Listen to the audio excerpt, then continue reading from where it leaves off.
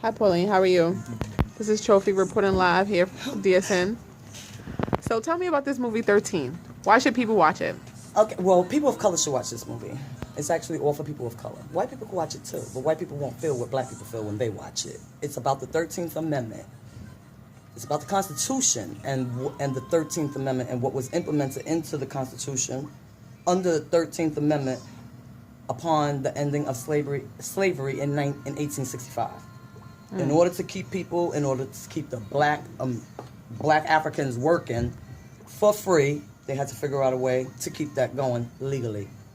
So the only way they could do that is to put a clause in the Constitution. And the clause is under the 13th Amendment, which says you cannot enslave anyone. No one can be a slave in the state of the United States. In order for you to enslave someone, you would have to label them a criminal.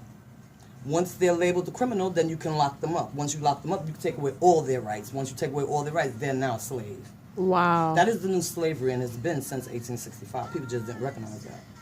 Wow. So this mass incarceration started from that moment. Okay. They rounded up all the black people that was in the South with black and white, those things, the black and white jail suit, Right. kids, women, and men, all black. Wow. And they just ushered them into the prison. They created a prison, and they started to usher all the black people into these prisons. And they realized, oh, wait now. This can be money. We can make money from this.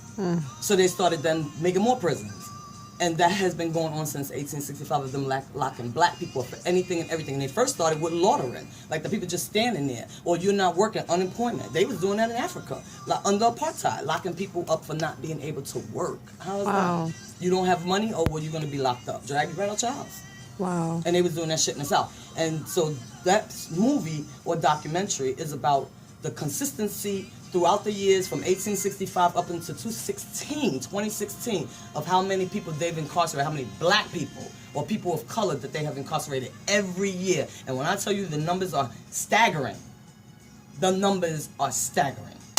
Wow. And people really need to watch that movie. You need to watch the movie so that you can see how our government has portrayed us from the beginning of time. Right after 1865 slavery ended, they made that movie called The Birth of a Nation. Right. That was a seminar movie. It was a masterpiece, considered a cinema masterpiece back in those days of how they shot the movie. Not actually what the content was in the movie, but how the movie was made. So that's why it was a cinema masterpiece from back in those days. But when you look at the movie from back in those days, Right. they depict black people. That's when they started to depict black people or black men, not even women. This is how they started to depict our brothers as they rapists.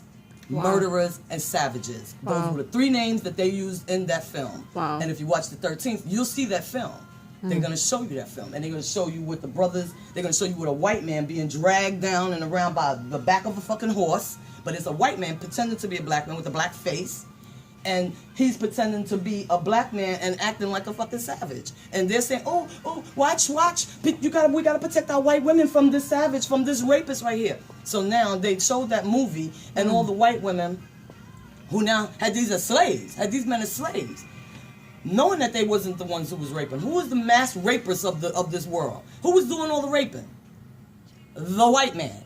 Raping all the black slaves. Was he not? So now they didn't depict themselves as fucking rapists. They depict the black people as rapists. And so then the white women were running around.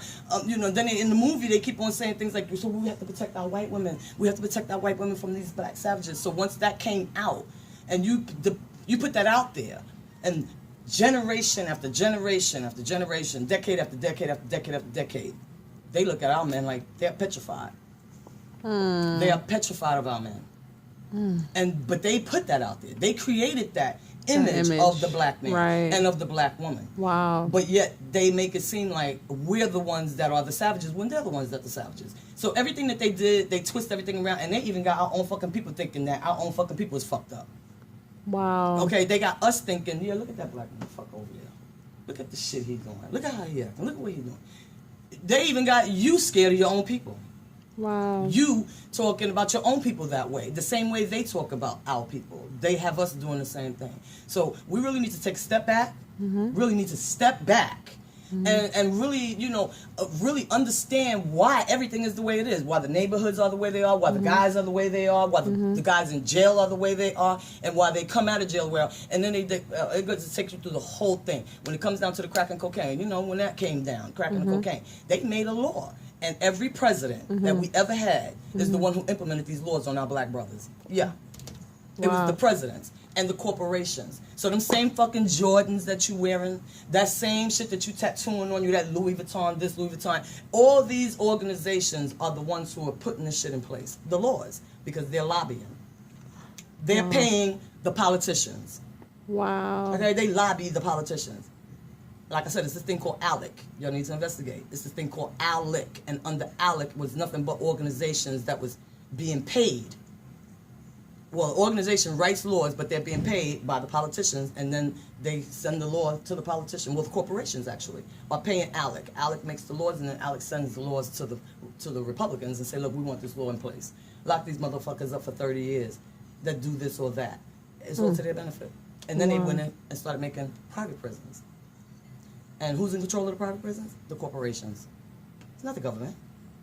It's not the government. So all that crazy shit that's going on in those prisons, that's because motherfuckers don't care. It's all about money. And it's $1 billion industry, so it'll never go away. So you'll need to watch that program, at least to wake up somewhat and to try to figure out a way to not fall into what it is that what they're feeding us. When it comes down to the Black Panther, for instance, Black Panthers didn't do anything wrong, but the white government would make you believe that the Black Panthers did something wrong just so they had the right to go in and kill every last one of them. Okay? This is what the government does. Same thing when it came down to the 9/11 shit. I really don't believe that we had anybody that came over here to do anything. I believe our government did that shit. Our government did it. Why? So that they can trick the masses of the people. Because once you start labeling somebody else as this, then we are so afraid, and everything is under fear. Everything is played off of fear. White people are afraid of every fucking thing. Why? Because they're so fucking evil. Why? Because of the dirt that they've done through the millions of years. So therefore, they feel if you get one edge up, you're going to do them the same way. So this is why they keep your neck on the ground. Wow. So you gotta watch that movie. All right. Well, we're reporting live here at MV Transportation with Pauline Robertson, the Sugar Trophy. You heard it here first. You heard it here first. Thank you guys for tuning in. It's your girl Trophy. I'm reporting live from Real Life Radio. I'm out. Again, you heard it first here from Pauline Roberson. It's not a game. You guys really need to go check out this movie 13. It's on Netflix. Man, it's serious. We need to band together. We need to vote for Hillary. Don't vote for Trump. I mean, I know I went from one thing to the next, but this is serious. I know there's a lot of people saying that they don't want to vote. We need you to get out there and vote, because not voting is like voting, and it's voting for Trump, and we need Hillary in there. Right now, she's the only thing that we have that can get us to the next level. Trump is not the way. He's definitely not the way. So even if you don't want to vote, please vote. This light is blinding me. I'm out. But again, it's your girl Trophy. Thank you so much for tuning in. Real Life Radio, Demetrix Studio. Tune in live Wednesdays at 8 p.m. All right. Call up 718-239-9200. Your girl Trophy. I'm out of here. Later.